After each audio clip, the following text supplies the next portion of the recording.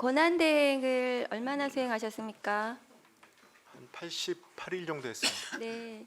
그 윤석열 내란숙의 범죄자 공소장에 따르면 계엄 당일날 윤석열 당시에 대통령이 그 최상목 장관을 불러서 밑에 사람 시켜가지고 계엄 문건을 전달했다고 이렇게 되어 있는데 그건 맞습니까?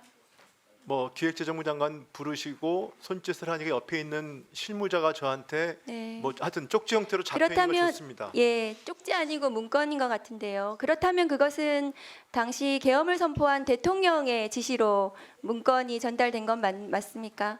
저는 당신은 참고 자료로 그런 말씀이 어쨌든 계속 때문에 참고 대통령의 자료 받았습니다. 계엄을 선포한 대통령의 지시로 문건이 최상목 장관께 전달된 것은 맞습니까? 불렀으니까요. 네, 제가 말씀드린 그대로입니다. 네. 그래서 그렇다면은 근데 그 문건을 안 보셨다는 거죠? 네, 뭐 접혀 있는 상태였기 때문에 그 당시에는 네. 경황이 없었습니다. 어쨌든 거기서 나가서도 안 보셨다는 네, 거죠? 그 당시에 나와서 저는 그래서 사퇴할 나라가 이렇게 생각이었습니다. 망했나 봅니다. 네. 대통령이 장관한테 문건을 줬는데 그 문건을 안 봤대요. 그래서 대통령이 탄핵이 되고 장관한테 뭘 지시를 했는데도 장관이 대통령의 그 지시를 무시하는 거네요. 그리고 본인은 국채도 사시고요. 그리고 이 권한대행의 문제가 지금 뭐 탄핵 소추가 돼서 4가지 사유로 소추가 됐는데 이 모두가 다 심각하고요. 그리고 한덕수 또 권한대행의 문제도 굉장히 심각합니다. 보시면 최상목 장관님 한번 보세요. 화면 좀 올려주십시오. 어제 충격적인 보도가 났거든요. 한덕수 지금 권한대행이죠. 지금 보니까 이재명 대통령 막는 게 사명이다.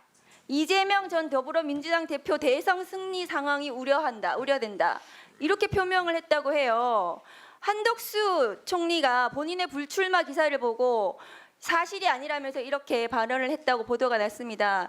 이 단독 보도는 아마 사실이니까 보도를 했겠죠. 그런데 이런 사람이 대통령 선거를 지금 관리한다고 합니다.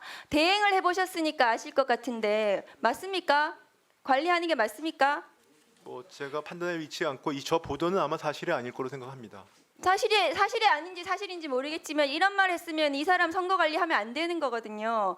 이런 사람이 지금 헌법재판관을 또 지명을 해가지고 대통령도 아니면서 저기서 앉아있는 이완규 법제처장을 본인이 지명해놓고 오늘 또 보니까 헌법재판소에 지명이 아니랍니다. 발표만 했지.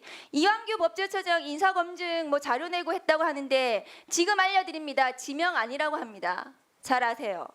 이런 사람 대통령을 선거 관리해야 될지 모르겠습니다. 노무현 전 대통령이 청와대 오찬에서 발언한 거 가지고 탄핵 소추가 됐었습니다.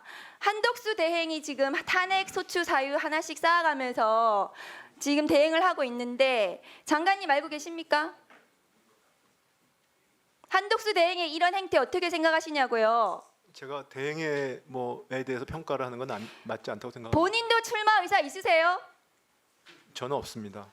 김선택 교수님 잠깐만 나와주시겠습니까? 아까 말씀하시기에 권한대행은 거리가 된 이후에 파면이 된 이후에 된 이후에 권한대행은 현상 유지와 가장 정치적 중립성이 중요하다고 하셨습니다.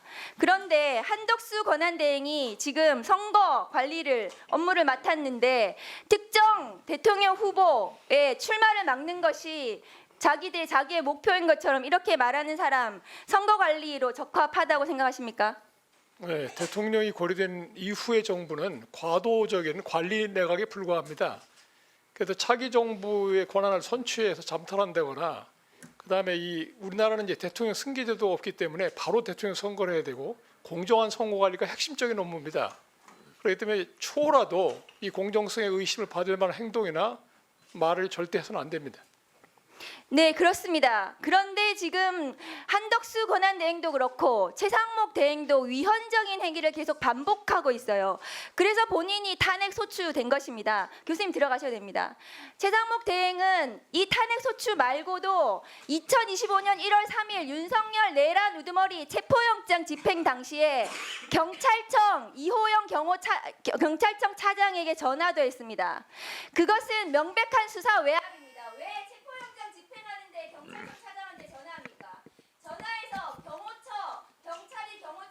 네, 정리해 주시죠. 전화하신 거 맞으시죠? 제 현정이 없었기 때문에 대통령실에서 저한테 질의가 와서 확인차 전화했었습니다. 이게 윤석열 편들어서 체포영장 저지에 지금 본인이 네. 도와주신 거예요. 수고하셨습니다. 신승남 검찰총장은 지방검찰청에 있는 검사에게 내사 네. 사실이 외부에 알려지지 않도록 하라고 네, 정리해 주세요. 직권남용으로 유죄에 선고. 자, 박은정 의원님 정리해 주세요.